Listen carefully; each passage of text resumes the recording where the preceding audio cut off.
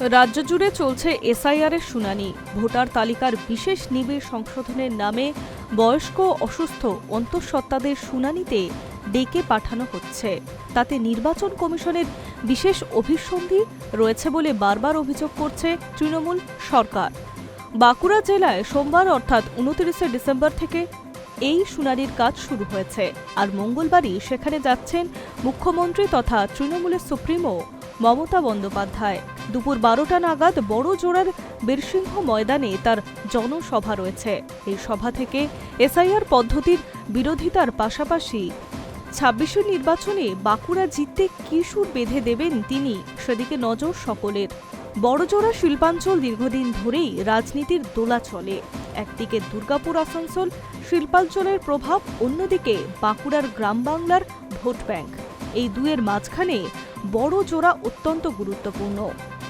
এখানে কারখানা নির্ভর শ্রমিক ভোট যেমন গুরুত্বপূর্ণ, তেমনি গুরুত্বপূর্ণ প্রান্তিক কৃষক ও পরিযায়ী শ্রমিকদের পরিবার।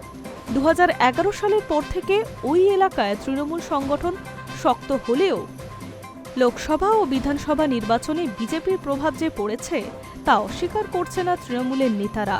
সেই ফাঁক পূরণ করতেই মঙ্গলে মুখ্যমন্ত্রী সভাকে টার্নিং পয়েন্ট হিসেবে দেখছে শাসক দল।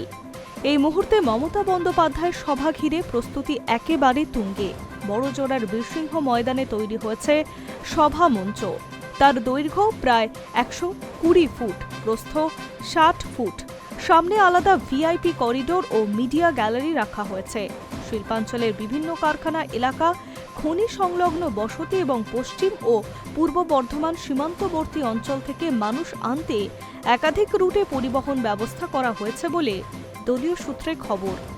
রাজনৈতিক পর্যবেক্ষকদের মতে বড়জোড়ার সভার মাধ্যমে তৃণমূল মূলত ৩ থেকে ৪টি বার্তা দিতে চাইছে। এসআইআর আবহে হয়রান জনতার পাশে থাকা, শিল্প ও কর্মসংস্থানের প্রশ্নে রাজ্যের অবস্থান তুলে ধরা, কেন্দ্রীয় বঞ্চনার অভিযোগে ফের ঐক্যবদ্ধ লড়াইয়ের ডাক এবং শ্রমিক মধ্যবিত্ত ভোট ব্যাংকে আবার সংগঠনের ছাতার তলায় আনা। আবার পশ্চিম ও পূর্ব বর্ধমান সংলগ্ন ওই এলাকায় বিজেপির সংগঠন শক্তিশালী হওয়ায় মুখ্যমন্ত্রী সরাসরি সভা তৃণমূলের কাছে পাল্টা রাজনৈতিক অস্ত্র। বড়জোড়ার মাঠে সেই লড়াইয়ের প্রস্তুতি এখন চোখে পড়ছে। Hi news টেট4।